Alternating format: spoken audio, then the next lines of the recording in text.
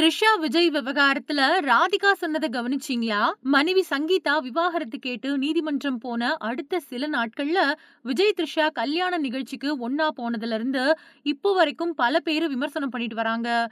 சமீபத்துல கூட முதலமைச்சர் விஜய் பிறந்த நாளுக்கு அவர் கூட சேர்ந்து கேக் வெட்டி கொண்டாடுனாங்க த்ரிஷா. இந்த நிலையில சீனியர் நடிகையாக திகழ்ந்துட்டு வரக்கூடிய நடிகை ராதிகா கிட்ட தெலுங்கு யூடியூப் சேனல் ஒண்ணு பேட்டி எடுத்தப்போ விஜய் த்ரிஷா பத்தின கேள்வி கேட்கப்பட்டுச்சு. அதுக்கு அவங்க அரசியல் அப்படின்னு வந்துட்டா நீங்க மக்களுக்கான மனுஷனா மாறிடணும். எம்ஜிஆர், என்டிஆர், ஜெயலலிதா இவங்க எல்லாருமே சினிமாவுல இருந்து வந்தவங்க. அவங்க வந்த காலகட்டம் வேற. அவங்க வந்தப்போ மக்களோட சிந்தனையே வேறா இருந்துச்சு. சமூக அக்கறை வேறையா இருந்துச்சு. இப்போ 2026 சோசியல் மீடியா வளர்ந்துருச்சு. பெரிய வாய்ஸ் குடுக்குறாங்க. அதுல எது உண்மை, பொய் அப்படின்னு தெரிஞ்சுக்கிறதே பெரிய வேலையா இருக்கு. இப்போ அரசியலுக்கு வரக்கூடிய நடிகர்களுக்கு பெரிய சவால் இருக்குது.